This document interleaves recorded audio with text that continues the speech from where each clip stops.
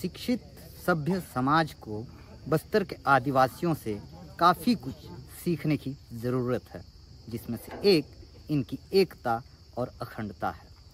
नमस्कार, मैं मुकेश चंद्राकर और आप देख रहे हैं बस्तर जंक्शन। मैं पूरे घटनाक्रम के बारे में बताऊं उससे पहले संक्षिप्त में वो सारी चीज़ें बताना चाहूँगा जिस वजह से ये भीड़ और ये पीछे एक स्तंभ आप देख पा रहे हैं।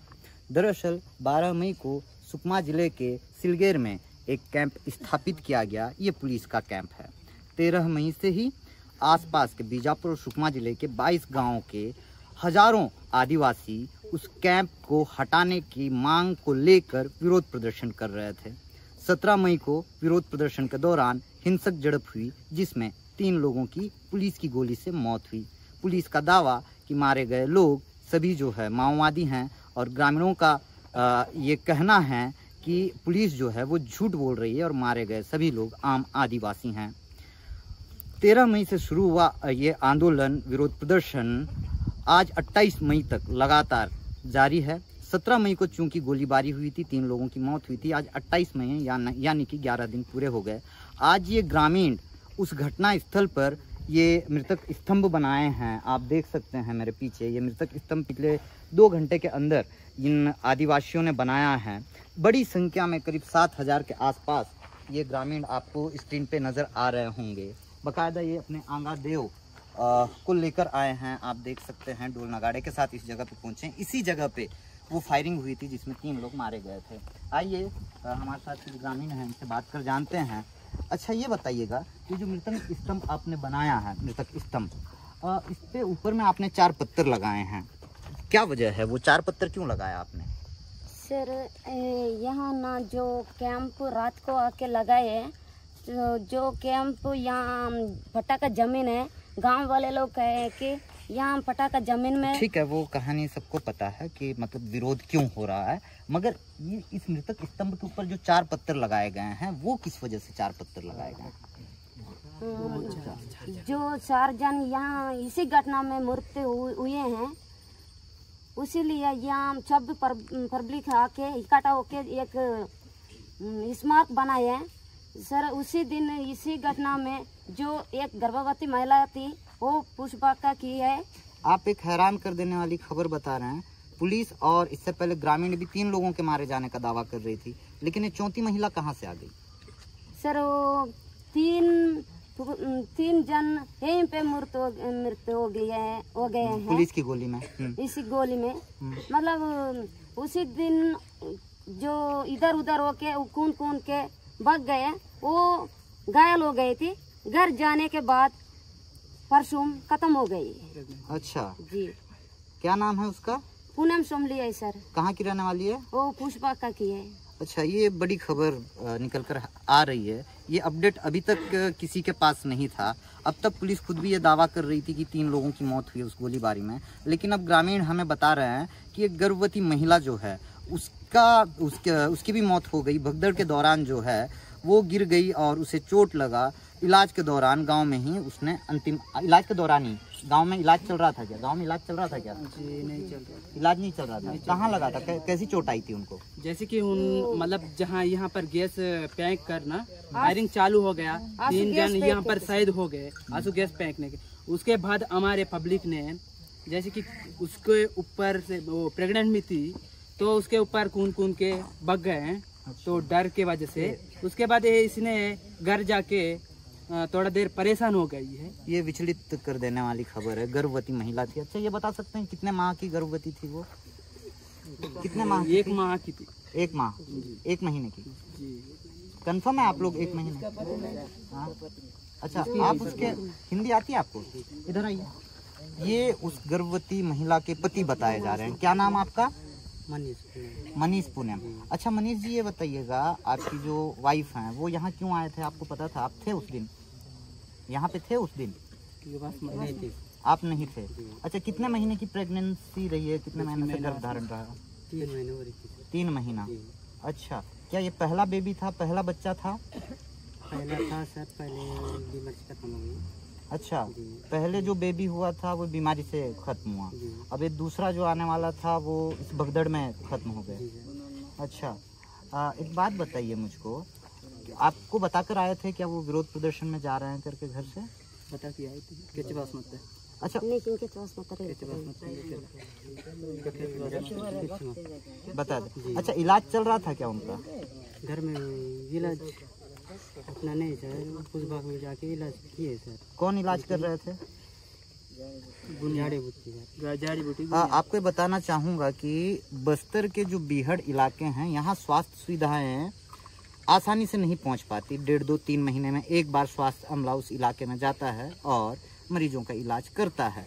कईयों बार छोटी छोटी बीमारियों की वजह से ये ऐसे आदिवासी इलाज नहीं मिल पाने की वजह से मौत के मुंह में समा जाते हैं। जैसा कि मनीष बता रहे हैं, जो कि उस घटना में जो है इन्होंने अपनी पत्नी को खो दिया है, अपने बच्चे को खो दिया है गर्भ में ही, और बेहद अफसोस है हमें खुद को भी। और ऐसा ही इलाज नहीं मिल पाया समय पे इनकी पत्नी को और उनकी मौत हो गई है। चलिए हम आगे बात का सिलसिला बढ़ाते हैं। एक बात बताइए, बार बार सरकार ये कह रही है कि कुछ भी हो जाए हम कैंप नहीं हटाएंगे, तब तक परिस्थिति में आप क्या करेंगे? हम कैसे भी हमारे पब्लिक ने जैसे कि हमारे जमीन पर डाले हैं, हम मरेंगे लेकिन हम कैंप को हटा के ही छोड़ेंगे।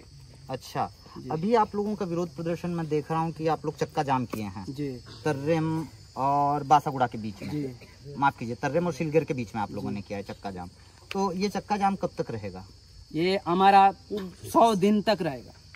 और 100 दिन बाद जब तक कैंप नहीं हटेगा तब तक हम पब्लिक के साथ ही रहेंगे। पब्लिक इसलिए यहाँ घटना स्थली तक भी पहुँचे, वो जब तक नहीं हटेगा तब तक पब्लिक का कहना है कि हम यहीं रहेंगे। ये उग्र आंदोलन जैसे चल रहा है, तो हमारा कहना है कि जब तक कैंप नहीं हटेगा, कहीं भी ऐसे पुलिस कैंप कहीं किस जगह में आया है, अगर सारकीगुड़ा में मरे गए, एरसमेटा में।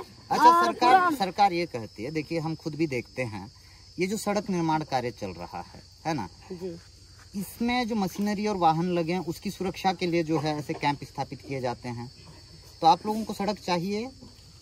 नहीं चाहिए सर, हम पब्लिक कहना है कि कहीं सड़क बनाए, उसी सड़क पकड़ के कैंप लगाने चाह रहे हैं, उसीलिए कैंप विरोध ना रोड। सड़क आपको चाहिए या नहीं?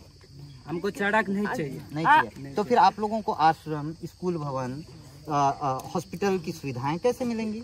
सर वो पहले से 2003 से ये सुरक्षा नहीं है ना, तब अच्छा ऐसा नहीं हो रहा था ना, इसलिए हो गई है ना। पहले कैसे था वैसे जिएंगे करके पब्लिक का कहना है सर। अच्छा, एक बात बताइए, सरकार बार बार ये कह रही है कि ये जो आप लोगों का रैली है माओवादियों द्वारा प्रायोजित रैली है, कोई नेतृत्व करता भी नजर नहीं आ रहा है। कमांडर कौन है इस पूरे रैली का नेतृत्व? कोई नहीं है सर, सब किसान है, कोई चलाने वाला यहाँ पर नहीं, कोई लीडर नहीं। अच्छा, और माओवादियों का कोई बैक सपोर्ट मिल रहा है आप लोगों को? नहीं मिल रहा जी। अपन जो सभी लोगों पब्लिक है ना, किसान आंदोलन करने के लिए अपना जमीन पर जो कैंप बैठा हुआ है ना, सब उठकर आए हुए हैं यहाँ पर।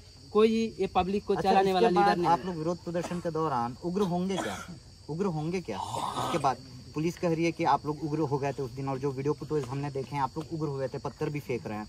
ऐसा अब करेंगे? दोबारा करेंगे? ऐसा नहीं करेंगे, ईमानदारी के साथ कहेंगे।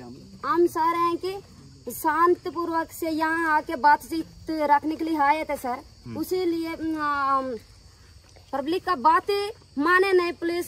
अंधा-धुंधा आंसू गैस पहले फेंक के पब्लिक के सामने अंधा-धुंधा फायरिंग करके यहाँ पहले 3 लोगों का मौत हो गई। वीडियो में स्पष्ट नजर आ रहा है। इसके अलावा आप लोगों ने जो आवेदन दिया है राज्यपाल को, उसमें भी आप लोगों ने जिक्र किया है कि आप लोगों ने पहले पत्थरबाजी किया था। मैं ये पूछ रहा हूँ, क्या इसके बाद आप लोग उग्र होंगे या फिर शांत रहेंगे, शांति से अपना विरोध? शांतिपूर्वक से हम बात करेंगे। और हमारा भी निवेदन है आप लोगों से कि आप लोग शांतिपूर्वक ही अपना विरोध प्रदर्शन कीजिए, हिंसक रूप ना ले। हम हमेशा हिंसा का विरोध करते आए हैं और पुलिस भी हिंसक रूप ना ले।